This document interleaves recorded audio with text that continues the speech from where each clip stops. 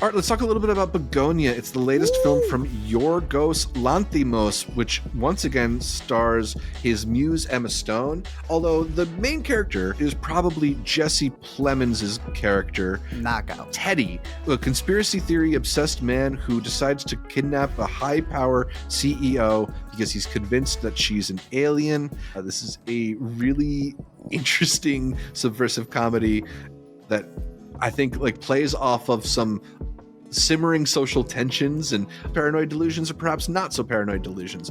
I think also notably, this comes from a script by Will Tracy, who most people know as the writer of The Menu. So not a Yorgos script or a Tony McNamara script, but maybe a slightly more acerbic tone than even we're used to from Yorgos Lanthimos movies.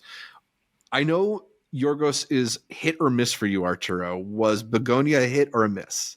Massive hit, bro. I loved it. Massive. Thing is so crazy. You were saying not only did the guy do The Menu, I was listening to an interview.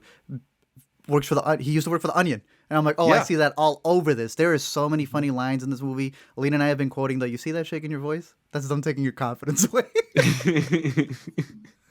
All throughout it was perfect. I had skipped it at Chicago because it was going to come out a week later from the film festival, and they had the little Bugonia film strips, and nice. they gave them raw, bro. I was like, Springsteen, where's the cassette? Where's the cover? I need the case for the cassette. Yeah. But I got to see it on 35, and I don't know, it just adds a little extra level to it. This almost this texture that.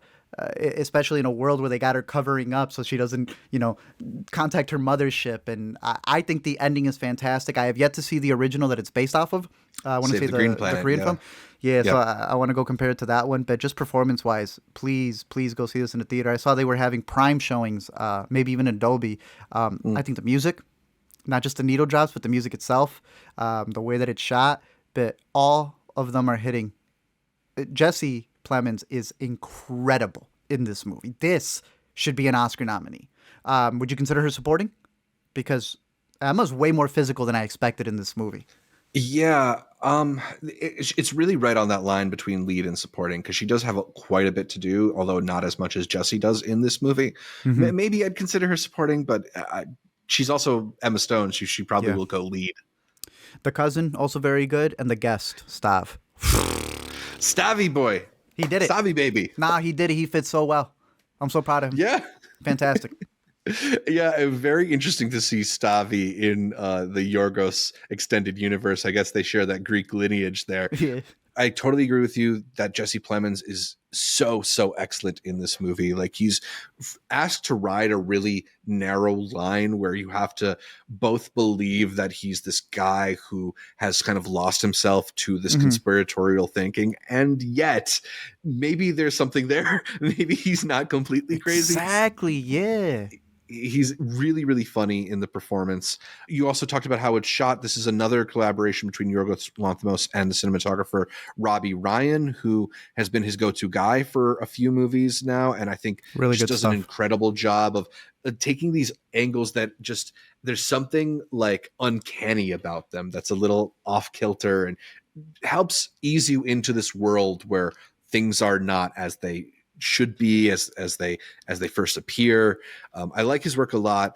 I'm a little less high on the script of this movie. I think that it sort of plays this one note of paranoia a lot, and it doesn't necessarily move in a lot of places. I kind of wanted there to be a couple more shifts in the middle of the film, because once it gets to the end, stuff really happens and it gets more exciting again.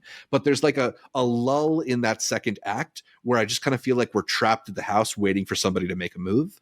And that's to me when the movie, I lost my patience with it a little bit, but not completely. What do you think of the black and white scenes? Because that's kind of what, I agree with you. They don't move too much, but they have a couple of flashbacks with an actress that I did not know was going to be in it. And those kind of develop different things in it. There are even talks with Stav where it's okay, there's a whole backstory to how we got here to begin with. Right. And again, that's some of the stuff that I think they really reveal it a little bit later in the film and hint at it in the middle. So I think once we're getting into the reveals, it becomes more interesting. But, it's just that I think maybe it felt a little elongated to get to that point for me. I didn't think it landed as well as some of the other Yorgos films that I've seen, but I'm still like, I enjoyed most of it. I still, it's my guy. I still thought it was hilarious, and Emma Stone is great in it too.